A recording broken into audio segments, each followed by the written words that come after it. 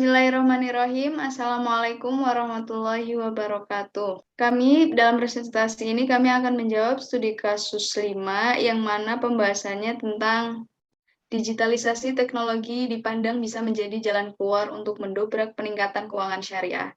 Namun, keterbatasan teknologi dan informasi dan sumber daya manusia menjadi kendala dalam hal tersebut.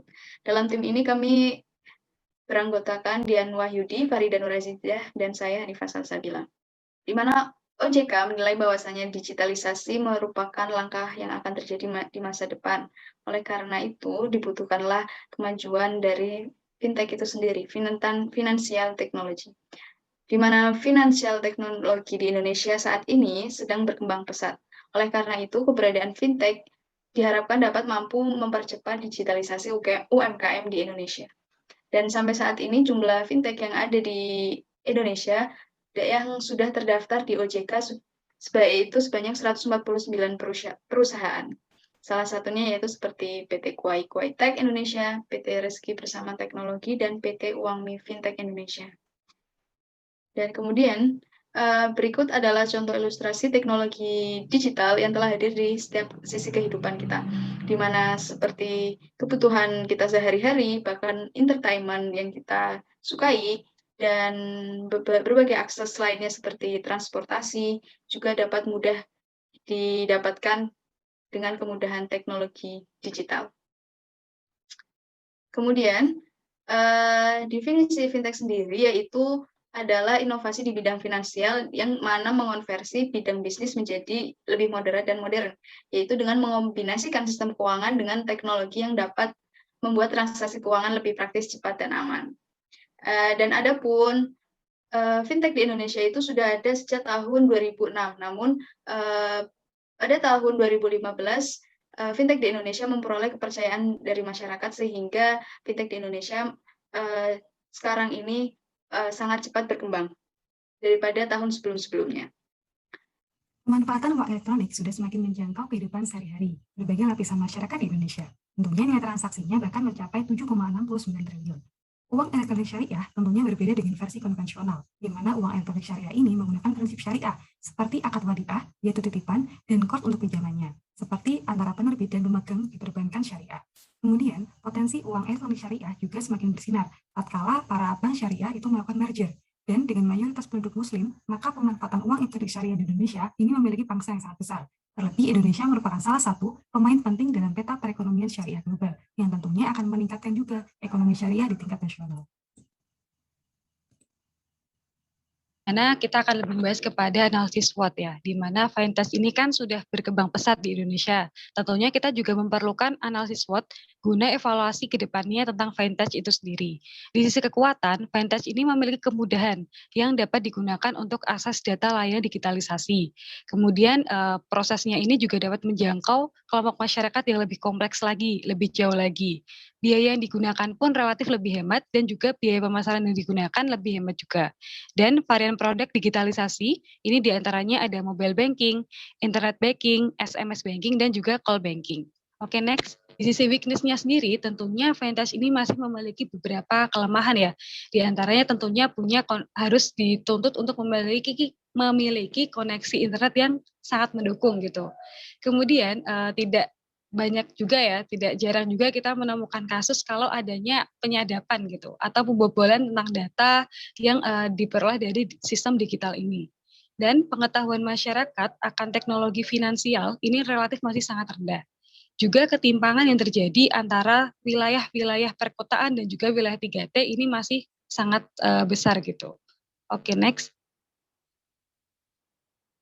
Nah, untuk peluang sendiri dari fintech ini sendiri, tentunya ini memiliki kemudahan ya yang ditawarkan kepada para nasabah oleh lembaga perbankan syariah. Fintech ini akan membantu terciptanya industri keuangan yang lebih inklusif lagi. Nah, oleh karena itu, perbankan syariah ini dapat berkolaborasi nih dengan fintech. Tentunya untuk mempermudah layanan dan jasa keuangan yang dilakukan oleh pihak perbankan syariah itu sendiri. Kemudian, untuk tantangannya sendiri, tentunya dengan penggunaan teknologi yang semakin canggih, maka ini tidak akan optimal jika SDM atau sumber daya manusianya ini sendiri belum memenuhi atau masih jauh dari kata optimal. Kemudian adanya tren globalisasi, juga keterbukaan, nah ini menuntut adanya transaksi lintas negara. Dan politik yang kurang kondusif dan kecenderungan terjadinya inflasi yang relatif tinggi di Indonesia. Next. Nah, ini merupakan tantangan dan peluang. Di antaranya yang pertama adalah tentunya tantangan ekonomi global ini semakin penuh ya ketidakpastian, terutama di fase krisis yang semakin pendek ini. Kemudian adanya sejumlah sektor industri yang akan tumbuh dan mengarah pada digitalisasi, tentunya ini menimbulkan persaingan gitu dalam menjaga keberlangsungan bisnis itu sendiri. Dan yang ketiga, pandemi COVID memunculkan tantangan permintaan yang rendah dan membutuhkan waktu cukup lama untuk memulihkannya. Selanjutnya akan dijelaskan oleh rekan saya, Dian Wahyudi. Nomor 4 yaitu pertumbuhan ekonomi dinilai masih akan rendah pada tahun 2020 ini. Namun masih ada beberapa sektor yang mempunyai beberapa proyek yang cukup baik sehingga ini bisa menjadi sasaran perusahaan ICT seperti sektor keuangan yang saat ini sedang berbenah diri untuk memperbesar produk digital. Dan perusahaan-perusahaan ini harus berlomba-lomba dalam mencari teknologi yang mutakhir yang bisa digunakan untuk selanjutnya. Kelima yaitu pandemi COVID-19 yang cukup lama telah mengubah perilaku masyarakat dalam transaksi. Awalnya dulu dengan cara offline, sekarang dengan cara digital kebanyakan kayak gitu. Dan menggunakan berbagai alat digital, misal kayak link aja, kayak kris dan lain sebagainya kayak gitu. Nomor 6 yaitu pertumbuhan ekonomi masih akan rendah pada tahun 2021. Sedangkan tahun 2022 diprediksi akan lebih turun dari tahun sebelumnya. Namun hal ini bisa membawa peluang bagi beberapa sektor yang mempunyai proyek beberapa tantangan yang ada di Indonesia, yaitu pertama dalam segi SDM-nya yang belum mencukupi dalam melaksanakan kegiatan ini, karena banyak sekali warga Indonesia yang dia mungkin jauh dari peradaban teknologi ataupun jauh dari sinyal internet yang dia ada di desa-desa, ini cukup keberatan dalam penggunaan finansial teknologi ini, sehingga perlu sekali pemberian fasilitas dari pemerintah dalam menanggulangi hal ini dengan cara memberikan fasilitas terkait teknologi kayak wifi, kayak jaringan internet di daerah pelosok kayak gitu. Dan juga mengenai SDM ini perlu lagi adanya beberapa pelatihan dari pemerintah ataupun informasi ataupun sosialisasi terkait penggunaan teknologi ini, digitalisasi, supaya masyarakat bisa mampu dan bisa ikut andil penuh dalam pengembangan teknologi ini, sehingga tidak ada namanya ketimpangan antara masyarakat kota dan juga masyarakat di daerah perdesaan. Namun, cukup disyukuri bahwasanya Indonesia menempati posisi nomor 2 di ASEAN Tenggara dalam penggunaan finansial teknologi. Nah, ini beberapa solusi yang bisa menjadi solusi untuk pengembangan digitalisasi ataupun finansial teknologi di bidang keuangan syariah. Yang pertama yaitu sinergitas penggunaan digitalisasi di semua sektor termasuk UMKM. Adanya kesamarataan antar berbagai sektor yang harus menggunakan teknologi untuk merambah ke pasar internasional maupun ke pasar nasional dalam hal penjualan produknya. Misal kayak UMKM nih, diminta untuk menjual produknya lewat berbagai media dan pembayarannya bisa melalui aplikasi m-banking ataupun kris yang bisa lebih cepat, lebih efisien dan tentunya lebih aman dibandingkan cara langsung kayak gitu. Dan dua yaitu adanya peran pemerintah dalam lembaga terkait dalam mensosialisasikan dan mengembangkan literasi mengenai kemudahan penggunaan digital.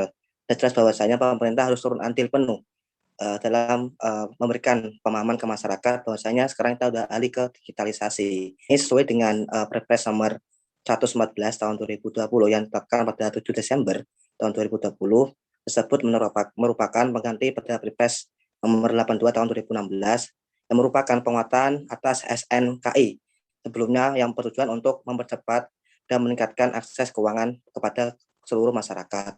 Yang gunanya untuk apa? Memberitahu masyarakat bahwasanya kita bisa merubah yang dulunya offline dalam pembayaran itu bisa dilakukan dengan cara online dan itu lebih mudah dalam penggunaannya.